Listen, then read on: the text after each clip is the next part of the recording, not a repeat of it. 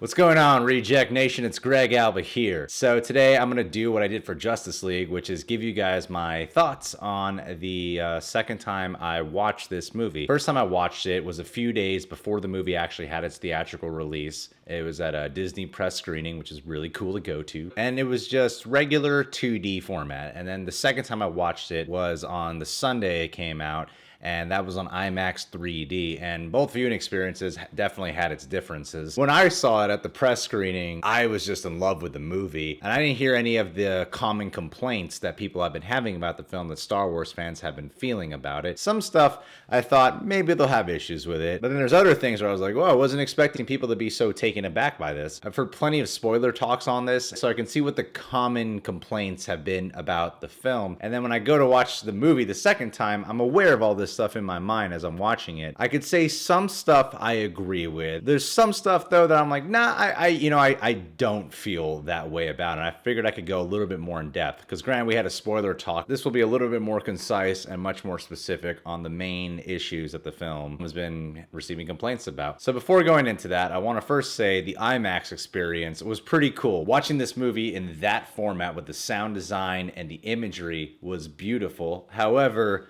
the 3D sucked. I've heard some people say the IMAX 3D is really cool, that the 3D is popping, and I watched it, and I don't remember one time where I was like, wow, those images are popping out. The only time I remember it popping out is when there's trailers playing before the movie where it says the following preview has been approved for all audiences, and that's like coming at you. That's the only thing that really popped out at me. The rest of the 3D I could have done without. And in fact, even though I like watching it on a huge screen, like something like IMAX, I wish it wasn't in 3D because I don't like that color tint that it does. It makes the whole movie look a lot darker than it actually is. And it's especially not satisfying when nothing in 3D is even really happening. So there's 6 main things I mainly want to cover. Gonna start off small, and then, we'll get into the big spoiler talks, in the last hour of this movie a lot later. The first thing is the humor. The first time I watched this movie, I thought it was really funny, actually. A lot of the humorous moments hit for me. There actually wasn't a humorous moment that didn't work for me when I first watched it. The second time I watched it was an interesting experience because it's a packed theater still, but there were jokes that people cracked up at the first time I watched it, and then the second time I watched it, there were jokes that I still laughed at that nobody was laughing at, and then there were jokes where just nobody was laughing. One of the jokes that doesn't fly too well with a lot of people is when Luke throws the lightsaber away. I personally love that moment. I do. I get that if you don't like that moment, that seems like they're just going for a comedic moment, or it might seem a little bit out of line for who Luke is. But in that moment, I thought it was a great surprise because there's all this hype and build up to that scene in The Force Awakens when you finally get to Luke and she's holding the lightsaber. You watch trailers for The Last Jedi. Before trailers come out, you're speculating how this film might go down. And then when you watch the movie,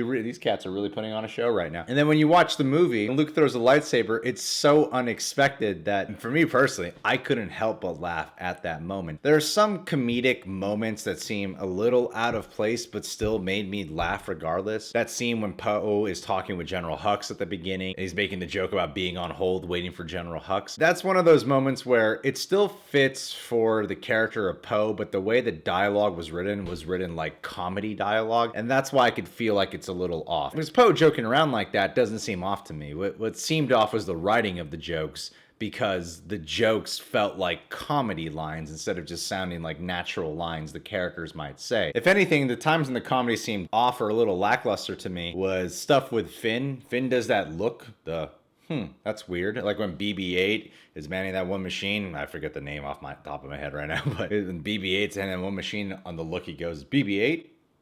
That punchline of that stare can only go so far. But the rest of the humor, I really don't mind. I know what you guys really want to hear about are specifics though, right? The specific stuff. The one scene I loved and I thought was very effective even the second time I watched it was the scene when you think Leia dies, the ship blows up, and then she goes out into space, and then suddenly she's honing in on the Force. It's the first time we're really seeing Leia use the Force, and she Supermans her way back to the ship. She doesn't Superman, but she flies her way back to the ship. First time I saw that scene, I really loved it, but as the film kept progressing, I kept asking myself, what the hell was she doing here? I mean, how did she survive this to begin with? What exactly is she doing? Does the Force make a human being capable of breathing or surviving in space? Because I'm pretty sure it's an instant death when you're in space. But the second time I watched it, I feel like the one justification I could give it, because I don't know the full rules of how the Force works. It seems like this movie is taking the time out to reinvent or make additions to how the Force operates. But the scene when she's having that cutting back and forth between Kylo and Leia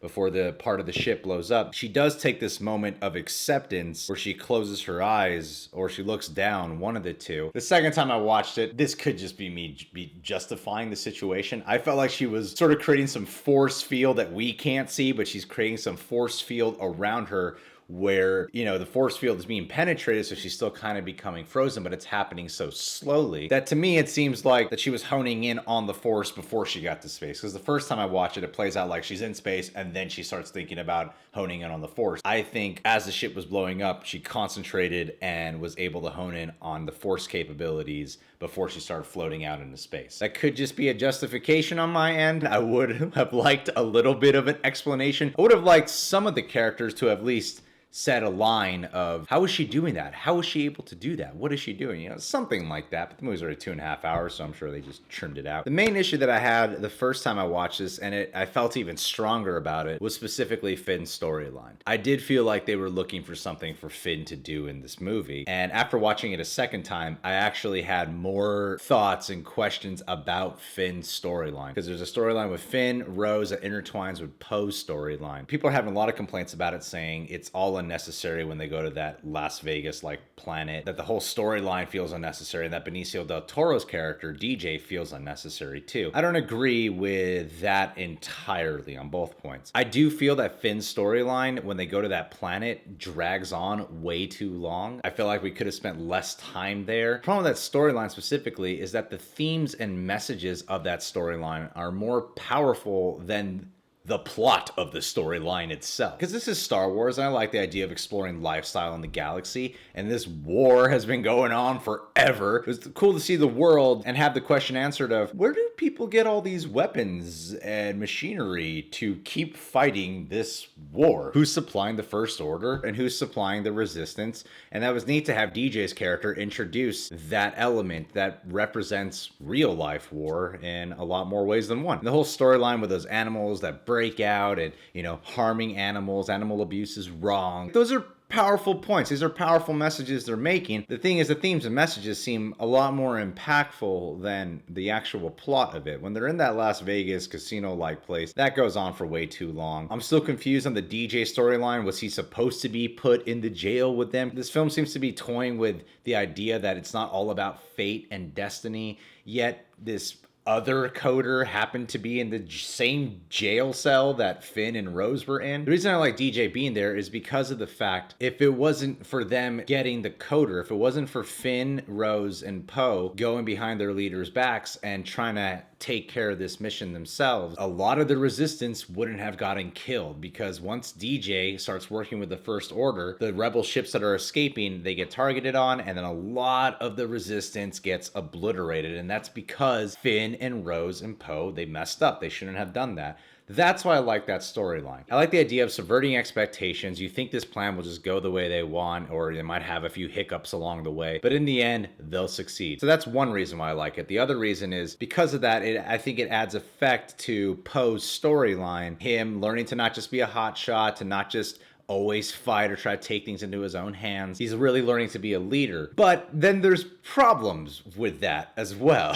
Something that I noticed the second time I watched it. Why does Holdo never tell Poe that they have a plan? All Poe wants to hear is they actually have a legit plan. It doesn't seem like the kind of plan that not everyone needs to hear. The idea that we all get in escape pods and go to another planet. The Resistance has been shrunken by a lot since the opening battle of this movie. The Resistance is a lot smaller. What harm does it do if everyone hears the plan? Like, more than just Poe, if everyone hears the plan. I think in this survival situation, when a giant ship is attacking your smaller ship, you're counting on the last remaining fuel and the last bit of shield power you have. I think everyone on your ship that's being attacked needs to have a sense of security, and it needs to have a sense of hope. I didn't understand why she kept it from Poe, or why she kept it from the entire Resistance. That's where I feel like Finn's storyline begins to feel unnecessary, because all that that could have been prevented as long as Holdo just told him what the plan was. Because once Poe found out what the plan is from Leia, when he's already been knocked out and he's on that ship going to the planet, he just has a response like, oh, that's a good plan. Like, none of that spin stuff needed to happen as long as Poe just got the word a long time ago. And the problem with that is there was no reason to keep it from him. The other part of DJ's storyline of why I liked his inclusion in there, again, is because if it wasn't for DJ, the whole plan wouldn't have gone awry and a lot of people wouldn't have gotten killed in the Resistance. That's Finn's fault for recruiting DJ. The issue with that, of why I think no one's really walking away with that feeling, the second time I watched it, I started thinking, maybe I'm justifying that. I like that, but the thing is, the movie doesn't seem to acknowledge that. That's the issue. The DJ storyline would have been more effective if there was just one line or two from Finn and Rose where when the Resistance is getting obliterated, where they have one scene where they say out loud to each other or to someone, maybe even Poe, if it wasn't for us, there would be a lot more of the Resistance still alive. It's our fault. That would have been powerful enough, and I think it would have made that moment more powerful when Finn is going to crash into that laser beam, like he's going to sacrifice himself. That would have been a lot more powerful and more of a rooting for redemption moment if it was made clear to the audience that he feels responsible for why a lot of the Resistance has been diminished. I mean, this stuff with Phasma, I briefly touched on the non-spoiler, talked a lot about it in the spoiler talk. Stuff with Phasma is very lackluster. It's cooler than The Force Awakens. I don't really feel like getting into it again. That's one big fault of it because there's so much setup. That is going to allow me to transition into the main big ones that people seem very upset about, which is Snoke's death and Rey's parents. A lot of this seems to be coming from the community of people who are obsessed with fan theories. The reason why I never really harped on fan theories or why Snoke's death or the reveal of Rey's parents being nobody really bothered me is because of one major reason. I know how J.J. Abrams is, all right? We've seen a lot of J.J. Abrams' work. He's the master at setting up an intriguing ass mystery box. He's great at setting up a mystery box. The thing is, a lot of time when JJ writes those things into his storylines, he doesn't even know the answer to the mystery box. That's why Lost was disappointing. Think about how he produced Cloverfield or directing Super 8. Those films have this mystery box to it. Then when you watch those two films, you realize the only mystery to be solved is, what does the monster look like? That's about as far as it goes. It's just, what does the monster look like? That's it. There's no answers to who the monster is. And then you even wrote and directed MI3, and there's this whole mystery box too of the thing Tom Cruise needs to find, and you never find out what's in the box. Rabbit's foot. What is it? Promise me you'll stay, I'll tell you. Send you a postcard. Rian Johnson made it very clear that when he took up the task of The Last Jedi, that they had no answers for Snoke. They didn't know who Snoke was, and if you look back at The Force Awakens, Snoke is written like a very cliche villain who's just a hologram. There's nothing special about Snoke. I think it was the fan theories that really made Snoke super duper special. Would he have been significant? Of course. And same thing with Rey's parents, though. JJ doesn't know who Rey's parents are, so Rian Johnson is tasked with this impossible thing of filling in the blanks and try to satisfy everyone. And the other thing that happens too is if any of the fan theories came true, the reveal of Snoke, who Rey's parents are, if any of those fan theories came true, then it would have been like, oh, Star Wars is predictable because people were able to guess it. It's pretty predictable now. That's just a backlash that tends to happen. And I'm sorry for the people that got really hurt by fan theories not getting answered or getting answers that you want. But the truth is, there's people who were coming up with fan theories when none of it was true and none of it mattered because the person who created the questions didn't even know the answers. So you could theorize all day, but unless the person who created it knows the answers, then it's like, what's the point? It's a worthwhile fan theory if a question is set up and there is an answer out there, and then there's fan theories that are trying to guess what the answer is, but it's less effective when you know the filmmaker behind it doesn't even know the answer himself. So it's Snoke's death. I feel like it would have been cool to know more about Snoke. It would have been interesting to know a little bit more about who Snoke is. That would have been neat. I would have liked that. But to me, learning about Snoke's past is not something that I feel is entirely essential to it. I love how Snoke is used in this film to support Kylo's storyline, because that's the effect of Snoke in here, is the effect it has on Kylo, how he's becoming the ultimate baddie. When you watch The Force Awakens, it looks like they're building Snoke up to be the ultimate baddie. And Kylo's kind of like second in charge, so maybe he'll be good in the end, who knows. So when you kill off Snoke, that's how you surprise the audience. And I think if you revealed Snoke's past, it wouldn't have felt like a surprise. The surprise comes in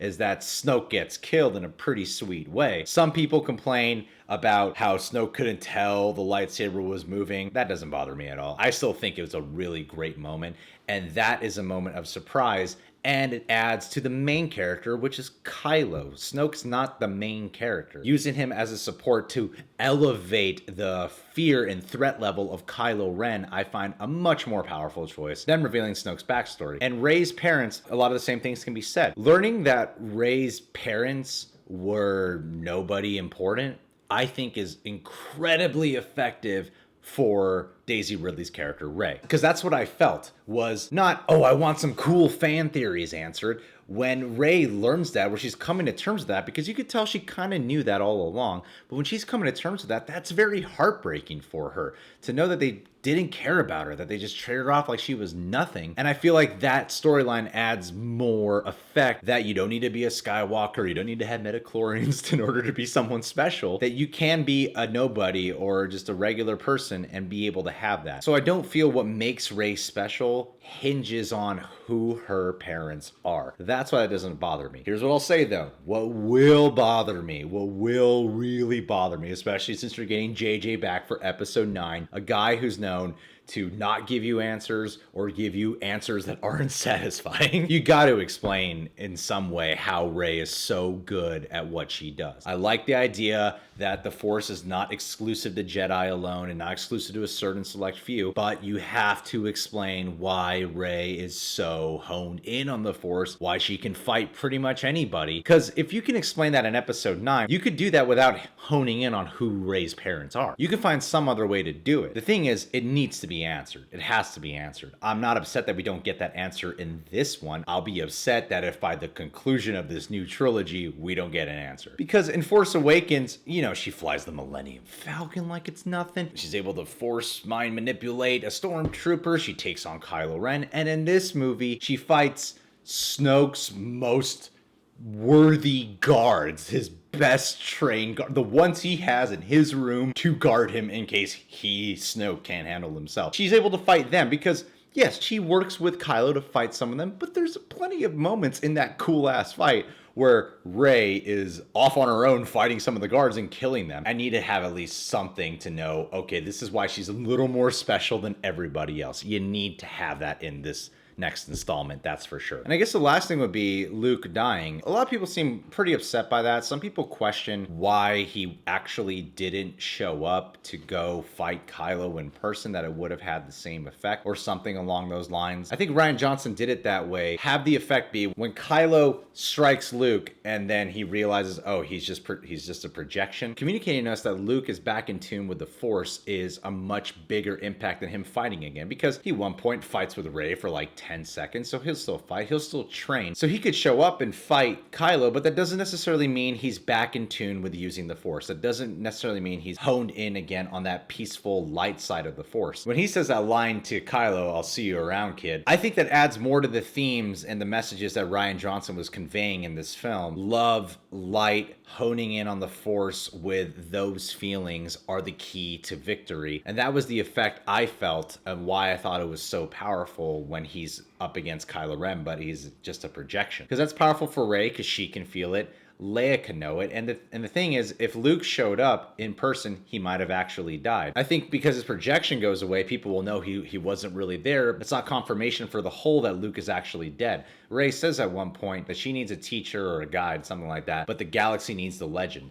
And when he does something like that with that much Force power, that allows the galaxy to feel like there is hope, because it's the great legendary Luke Skywalker strictly using the Force and showing its full full capability. In the end, the second time viewing it, I was able to see a little bit more of the problems, specifically with Finn, Rose, and Poe's storyline. There, I was able to see more of the issues with it. Everything else that I loved about it or liked about it, I felt even stronger about. I know when I first watched it, I said it was my favorite Star Wars movie. As watching it the second time, I'd say Empire is still my favorite, and this is probably my second favorite. No, that's not going to fly by well with a lot of people, but that's just my personal ranking on it. All right, guys, well, feel free to comment below, leave the love and hate in the comment boxes. It's all engagement. Subscribe to The Real Rejects, click that notification bell. Please download and follow us in the Stardust app, trying to get to 2,300 followers as soon as possible, and become a Patreon Jack today. It's like a second YouTube channel. Trust me on that.